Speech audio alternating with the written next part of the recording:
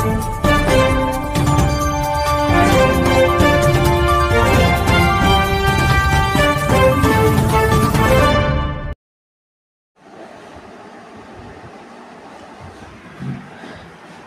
आवास योजनेच्या लाभार्थ्यांना धनादेश वाटप करण्यात यावा करिता आक्रोश मोर्चा.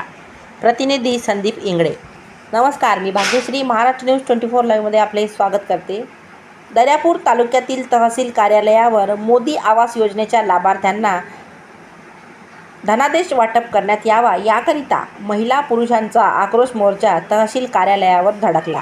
महाराष्ट्र शासनाने आवास योजना अंमलात आणून घरकुलाच्या लाभापासून उपेक्षित असणाऱ्या गोरगरिबांमध्ये आशा निर्माण केली, परंतु खेड्यापाड्यातील लाभार्थ्यांचे घरकुल स्तरावर व इतर ठराविक प्राधिकरणांकडून प्रस्तावातील दस्तऐवज यांची शहानिशा करून योग्य त्या लाभार्थ्यांची मंजुरी यादी सुद्धा तयार करण्यात आली, परंतु प्रत्यक्षात मोदी आवास योजना अंतर्गत लाभार्थ्यांना दर्यापूर व अंजनगाव सुर्जी तालुक्यात अद्यापही लाभ मिळाला नाही. त्यामुळे मोदी आवास योजना अंतर्गत रस्ता दाखल केलेल्या लाभार्थ्यांच्या पदरी निराशाच पडली. धनगर व तत्सम जाती जमातीच्या गोरगरीब बांधवांना सुद्धा अद्यापही आवास योजनेचा लाभ मिळाला नाही. धनगर व तत्सम जातीच्या जमातीच्या गोरगरीब बांधवांना घरकुलाचा लाभ मिळण्याकरिता वसंतराव नाईक मुक्त वसाहत योजना या योजनेची त्वरित अंमलबजावणी करावी. मोदी आवास योजनेच्या अंतर्गत घरकुलाचा लाभ मिळण्याकरिता प्रस्ताव दाखल केलेल्या व लाभ न मिळालेल्या उपेक्षित वंचितांना मोदी आवास योजनेअंतर्गत प्रस्ताव मंजूर झालेल्या लाभार्थ्यांना विनाविलंब निधी उपलब्ध करून द्यावा व योग्य त्या टप्प्याने धनादेश त्वरित वितरित करण्यात यावा. धनगर व तत्सम जाती जमातीच्या गोरगरीब बांधवांना घरकुलाचा लाभ मिळण्यासाठी वसंतराव नाईक मुक्त वसाहत योजना या योजनेची त्वरित सरकारने अंमलबजावणी करावी. घरकुल लाभापासून वंचित लाभार्थी समितीतर्फे शुक्रवार दिनांक 30 ऑगस्ट 2024 रोजी गांधी चौक बनोसा येथून सकाळी 11:30 वाजता उपविभागीय अधिकारी दर्यापूर यांचे कार्यालयावर मोर्चा नेण्यात आला आणि या धडक मोर्चाचे आयोजक ॲडव्होकेट संतोष कोल्हे यांनी घरकुल लाभापासून वंचित असलेल्या लाभार्थ्यांना मार्गदर्शन केले. चला, आपल्या माध्यमातून यांनी शासनाला कशा प्रकारची सूचना सूचित केल्या बघूया. महाराष्ट्र न्यूज 24 लाईव्ह करिता प्रतिनिधी संदीप इंगळे तसेच मी भाग्यश्री आपली रजा घेते. भेटूया पुढील बातमी सत्रात. नमस्कार. हा सध्याचा पंतप्रधान हा फार लालची प्रसिद्धी लोलूप आहे. त्यांना मोदी आवास योजना जाहीर केली. त्यामध्ये दर्यापूर आणि अंजनगाव 2 तालुक्यामध्ये जवळपास 3100 लोकांनी फॉर्म भरले, ज्या सर्व अटींची पूर्तता करून मंजूर झाले. मंजूर झाल्यावर पहिला चेक आला 15,000चा. त्या 15,000त तोंडाला पानं पुसणं होत नाही.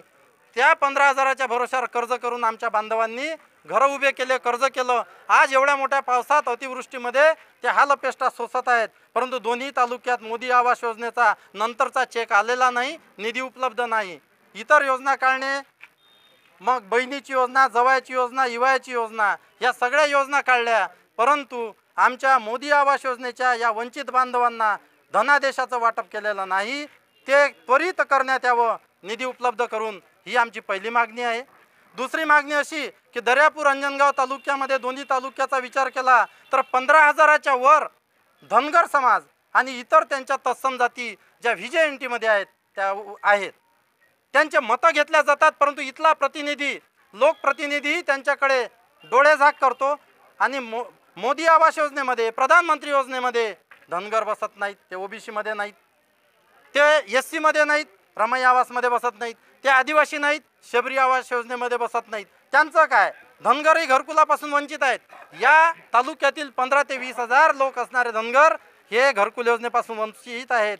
त्यांच्यासाठी यशवंतराव चव्हाण मुक्त वसाहत योजना, वसंतराव नाईक मुक्त वसाहत योजना, ह्या ज्या NT-व्हीजेसाठी योजना आहेत त्या दर्यापूर व अंजनगाव या मतदारसंघात कार्यान्वित कराव्या, ही आमची मागणी दुसरी आहे. तिसरी मागणी, जे घरकुल बांधतात लोक त्यांना रेती उपलब्ध होत नाहीत. रेती माफिया फार त्यांची फसवणूक करतात, म्हणून त्यांना खुलेआम रेती उपलब्ध करून देण्यात यावी.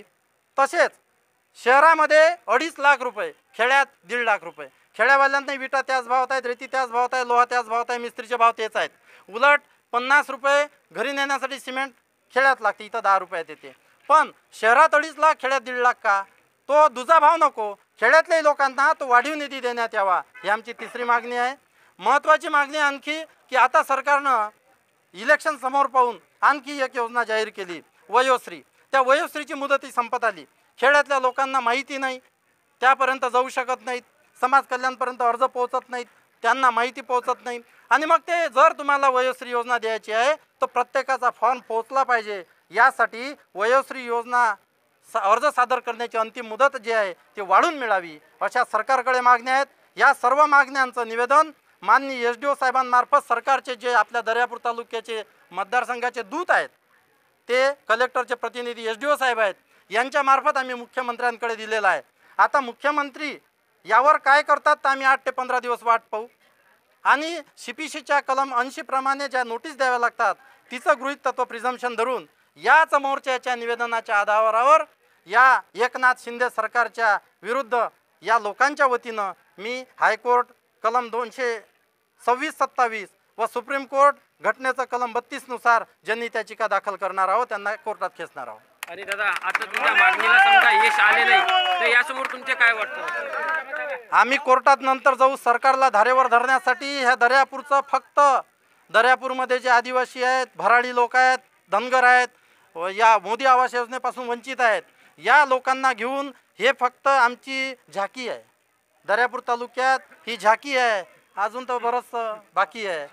तर आम्ही महाराष्ट्रभर हे जन आंदोलन करून आणि महाराष्ट्रभर करून सरकारच्या विरुद्ध जन आंदोलन महाराष्ट्रभर उभं करू.